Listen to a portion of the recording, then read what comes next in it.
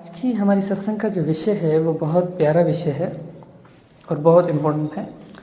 इस विषय में हम एक भाई का सवाल है उसको क्लियर करेंगे, क्योंकि वो सवाल भाई ने बहुत बार पूछा है, तो इस सवाल को क्लियर करना बहुत ज़रूरी है। मैं प्रथम ही भाई को बोल देता हूँ कि भाई, मैं जब भी सत्संग करता हूँ तो अपने अनुभव से करता हूँ, अपने विचार से करता हूँ। मैं कहीं पे लिखी लिखाई बातें नहीं करता। ऐसा नहीं है कि मैं आपको कहीं से लिखी हुई बात बता रहा हूँ, मैं अनुभवी बात करता हूँ, जो मेरा अनुभव है। और ऐसा नहीं है कि मेरे अनुभव पे हर कोई खड़ा हो सके या हर किसी को मेरा अनुभव समझ में आए, ऐसा नहीं है। हर किसी का अपना अपना अनुभव है। इसीलिए तो कहते हैं ना कि जब हम उस आत्मा और उस परमात्मा की बात करते हैं तो लोग शास्त्रों में ढूंढने की कोशिश करते हैं, और शास्त्रों में वो सार मिलता नहीं है, क्योंकि कोई उसको अनुभव नहीं करता। और जब अनुभव कर लेता है तब शास्त्र भी उस संत की बात करने लग जाता है। इसी प्रकार जो सत्य का ज्ञान होता है ना, वो हमेशा अनुभवी ज्ञान होता है। वो किसी का अपना ज्ञान होता है जो उसने खुद से विचार किया हो या उसने जो जाना हो। इसी प्रकार हमें शास्त्रीय बातों पे नहीं, अनुभवी बातों पे विचार करना चाहिए, क्योंकि अनुभव ही सार है। साहब कहते हैं कि लिखा लिखी है नहीं, देखा देखी बात, दूल्हा दुल्हन मिल गए और फीकी पड़ी बारात। तो विषय था भाई का कि भाई, आत्मा में वासना और इच्छा नहीं है अगर, तो हम यानी कि आत्मा परमात्मा से अलग क्यों हुई। और उसने ये कहा है कि वासना और इच्छा तो मन और माया का खेल है। बहुत प्यारा सवाल है, बहुत प्यारा, और मूल सवाल है, मूल ज्ञान है। यही तो मूल ज्ञान है। और क्या है मूल ज्ञान? जब आप अनुभव करना शुरू हो जाएं, जब आप विचार करना शुरू हो जाएं, जब आपका विवेक जागृत हो जाए, जब आप पारखू हो जाएं, जब आप विवेकी हो जाएं, तब ही आप उस सत्य के नज़दीक जाते हो। तो बहुत प्यारा सवाल है। तो मैं तो आपसे यही कहूँगा कि अगर इस बात को समझना है तो सत्संग को पूरी सुनना, क्योंकि मैं कहीं पे कौन सी बात बोलूँगा मुझे भी नहीं पता, क्योंकि मैं लिखा लिखी तो बात कर नहीं रहा हूँ, तो मुझे क्या पता कि मैं आगे क्या बोलूँगा। तो ऐसे नहीं कि आप दो अल्फाज सुन लें और कहें कि ये तो गलत बात कर रहा है, तो ऐसा नहीं है। थोड़ा सुन लीजिएगा, फिर आपको बात समझ में आएगी मैं कहना क्या चाहता हूँ। और उसके साथ साथ अगर आपका हृदय कहे कि जो मैं बात बोल रहा हूँ वो सत्य है, तो सत्संग को शेयर भी कीजिएगा, जिससे सभी सत्य को जान पाएँ और सत्य का लाभ ले सकें। तो प्रथम जो है हम बंदगी करते हैं। बंदगी मेरे सतगुरु कबीर साहब को बंदगी धनी धर्मदास साहब को बंदगी गुरु नानक देव साहब, गुरु अंगद देव साहब, गुरु भीखा साहब, मलुकदास साहब, गरीबदास साहब, रेवीदास साहब, अचलूराम साहब, दादूदास साहब, बन्नानाथ साहब, रोयल साहब, मेरे सतगुरु विशनदास, सतगुरु प्रागदास, सतगुरु किरदाईदास साहब को बंदगी, सकल हंसों को बंदगी, साहेब बंदगी सतनाम। तो विषय था कि आत्मा में वासना और इच्छा तो नहीं है, तो फिर आत्मा परमात्मा से अलग कैसे हुई। और उसके साथ साथ ये कहा गया कि मन और माया का खेल है वासना और इच्छा का। बहुत प्यारी बात बोली आपने, सारा जवाब खुद ही दे दिया, तो मैं अब क्या दूं जवाब। तो मैं आपको सिर्फ ये समझाना चाहता हूँ। साहब कहते हैं, कौन सुरत ले आविए, कौन सुरत ले जाए, कौन सुरत स्थिर सो गुरुदेव बताए। वाह सुरती धर आविए, वाह सुरती धर आविए, सुबत सुरती धर जाए, परचे सुरती है स्थिर सो गुरुदेव बताए। वासना के कारण जीव आत्मा इस संसार में आई है। अब आप कहोगे कि आप तो बोलते हो कि आत्मा में कोई वासना नहीं है, आत्मा तो में कोई इच्छा नहीं है, तो फिर ये क्या बात साहिब बोल रहे हैं। ये मैं नहीं बोल रहा, ये साहिब ही बोल रहा है। लेकिन साहिब की बात हम समझ नहीं पा रहे हैं। जैसे मैं आपसे एक बात पूछता हूँ, ऐसे आपको बात समझ नहीं आएगी। मैंने पीछे मैंने सत्संग किए पांचों तत्वों का निर्वाण, मैंने 5 तत्व का निर्वाण बताया है। तो 5 तत्व का निर्वाण कैसे हुआ है, मैं आपसे ये पूछना चाहता हूँ कि ये जो आपको तत्व नज़र आ रहे हैं, जैसे कि आकाश, वायु, अग्नि, जल और पृथ्वी, ये 5 तत्व नज़र आ रहे हैं। अब मैं आपसे ये पूछना चाहता हूँ कि ये पांचों तत्व अलग अलग हैं या एक हैं। तो आप कहोगे कि अलग अलग है। एक कैसे हो सकते हैं? अगर अलग अलग है तभी तो इनके अलग अलग नाम हैं।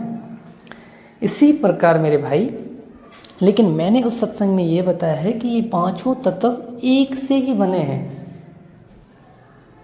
आप वो सत्संग सुनेंगे तब आपको समझ में आएगी कि ये एक से कैसे बने हैं, ये क्या चीज़ है, कैसे इसका खेल क्या है।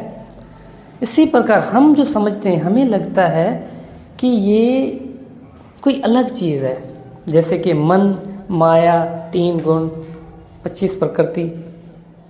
ये सारा खेल अलग नहीं है। ये सारा खेल का कारण मैं ही हूँ, यानी कि आत्मा ही है। आत्मा के कारण मन है, मन के कारण माया है, माया के कारण 3 गुण है। ये सारी प्रकृति है। ये प्रकृति भी हम हैं और हम ही प्रकृति हैं और प्रकृति ही हम हैं। यानी ना प्रकृति हमसे न्यारी है, ना हम प्रकृति से न्यारे हैं। देखिए, जिस प्रकार हम बोलते हैं कि ये मेरा हाथ है, ये मेरे पाँव हैं, ये मेरा मुंह है। अब ये सारी चीज़ें हैं अलग अलग, लेकिन है किसकी? सारी मेरी एक की ही है। इसी प्रकार आत्मा से मन है। ठीक है, बात समझ में आ रही होगी। आत्मा से मन है, उस मन के कारण ये वासना उठी है। आत्मा के कारण नहीं उठी है, लेकिन मन के कारण तो उठी है ना। अब मन किसके कारण उत्पन्न हुआ? आत्मा के कारण। देखिए, मन है क्या? मन जो है वो कार्य का दूसरा नाम है, कर्म का दूसरा नाम मन है। कोई भी कार्य, कोई भी इच्छा, वासना, ये क्या है? यही तो मन है।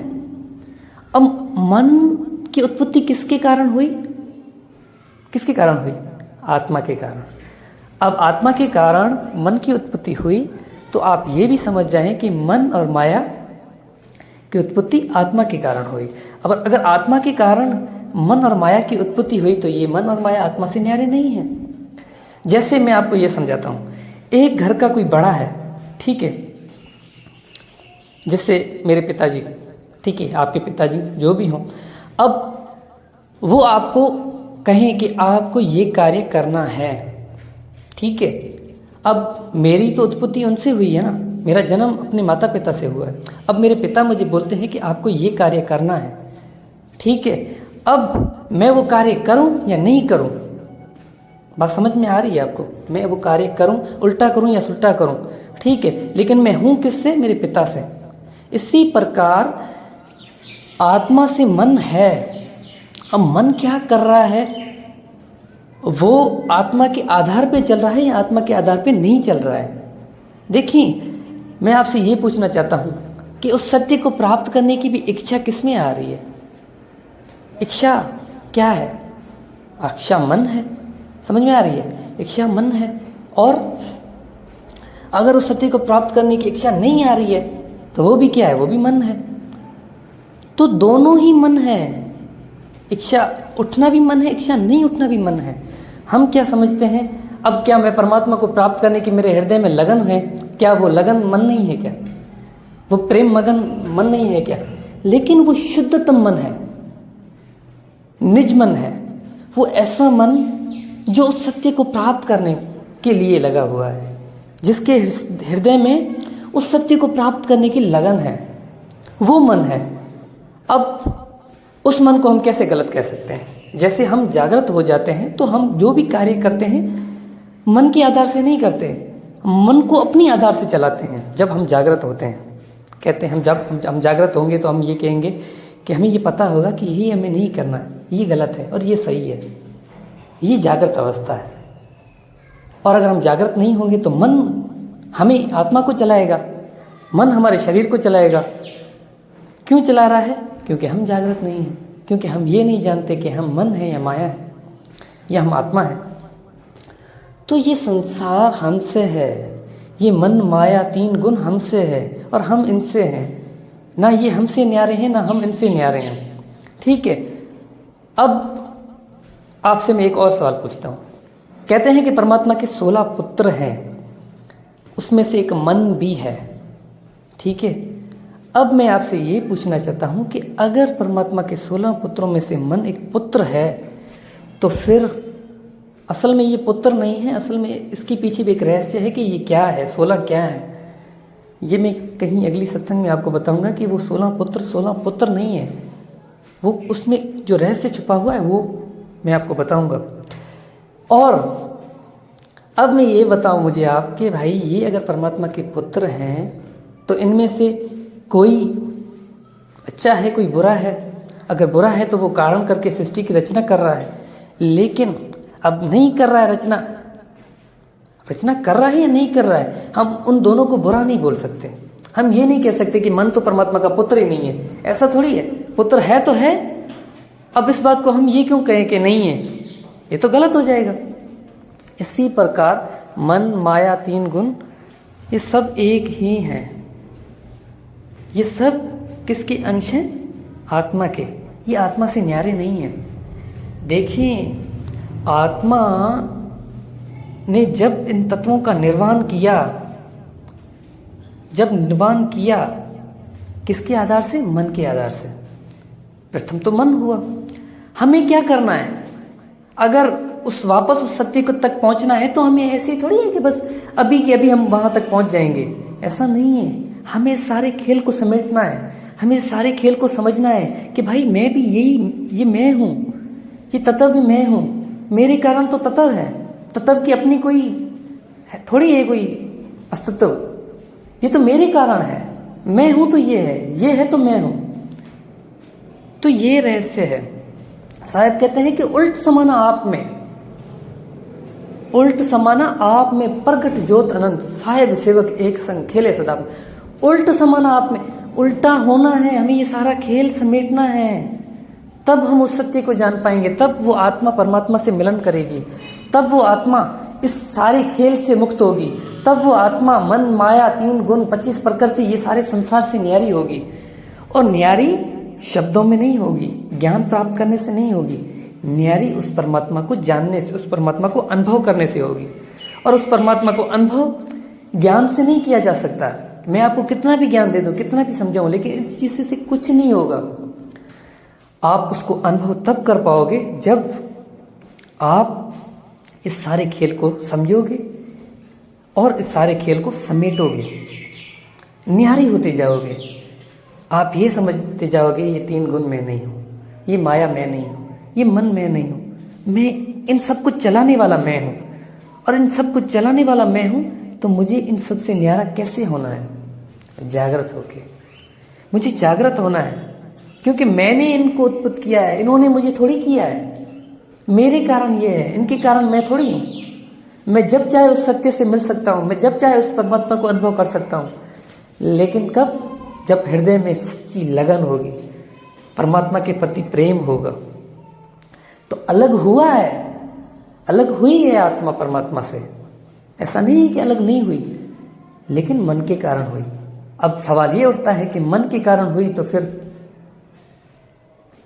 वासना मन में नहीं है, वासना आत्मा में नहीं है, लेकिन आत्मा के कारण मन तो हुआ ना, और मन हुआ तो मन के कारण हो गई। मन तो आत्मा से न्यारा नहीं है ना, मन आत्मा से न्यारा नहीं है, ना माया न्यारी है, ना 3 गुण, ना ये 5 तत्व, ना ये सारी सृष्टि। जिस चीज को आत्मा ने बनाया है वो सारी चीजें आत्मा की अपनी है, वो उसको खुद में समेट सकती है, बस वो जागृत हो जाए। साहिब का एक भजन है, ना मैं कर्मी ना मैं अधर्मी, ना मैं जति ना मैं सन्यासी, और उसमें आखिर में साहिब कहते हैं कि या मत कोई बिरला बूझे अटल हुए सो बैठी हो। ये एक मत है, उसको बूझना है। ना मैं कर्मी ना मैं अकर्मी, ना मैं धर्मी ना अधर्मी। अब किसकी बात हो रही है? आत्मा की हो रही है, लेकिन वो खुद नहीं कर्म कर रही है, लेकिन करवा तो रही है ना। जैसे एक फादर होता है, वो अपने पुत्र से काम काज करवाता है, ठीक है, बोलता है कि भाई ये काम करो, ये काम करो, ये काम करो, वो खुद नहीं करता है लेकिन करवाता है, आर्डर देता है। इसी प्रकार आत्मा नहीं करती, मन करता है, लेकिन मन की उत्पत्ति किसके कारण हुई? आत्मा के कारण। तो ऐसा भी बोल सकते हैं कि वासना आत्मा के कारण उठी है, ये सृष्टि का निर्माण आत्मा के कारण हुआ है, ऐसा आप बोल सकते हो। ये बोलना गलत नहीं है। ऐसा नहीं है कि आत्मा में वासना नहीं है, ऐसा नहीं है कि आत्मा के में इच्छा नहीं है, इच्छा है तभी तो इस संसार में आई है, लेकिन उसमें खुद में नहीं है, वो मन के कारण है। और मन क्या है? आत्मा का एक ऐसा स्वरूप, टू कॉपी जिसे बोलते हैं बोला आप, आत्मा का टू कॉपी, यानी सूरत का टू कॉपी जो है वो मन है, बिल्कुल उसके जैसा ही है, उससे न्यारा है लेकिन उसके जैसा ही है। लेकिन हम समझते हैं कि अलग अलग हैं, अलग अलग हैं लेकिन बिल्कुल एक जैसे हैं। उसे समझना बहुत मुश्किल है। हम क्या कर रहे हैं, बुद्धि से उसे विचार करना चाहते हैं, लेकिन ऐसा नहीं होगा। अगर ऐसा होता तो भाई सब कोई आत्मा को चीन चुके होते, सब कोई आत्मा को अनुभव कर चुके होते, क्योंकि सारे के सारे बुद्धि से विचार कर रहे हैं। कोई उसको अनुभव करना चाहे तो हृदय से कर पाएगा, प्रेम से कर पाएगा, लगन से कर पाएगा। तो बात समझ में आ गई होगी कि वासना आत्मा में नहीं है। लेकिन साहिब कहते हैं कि वास सुरती धरावी है, वासना के कारण जीव आत्मा आई है, लेकिन वो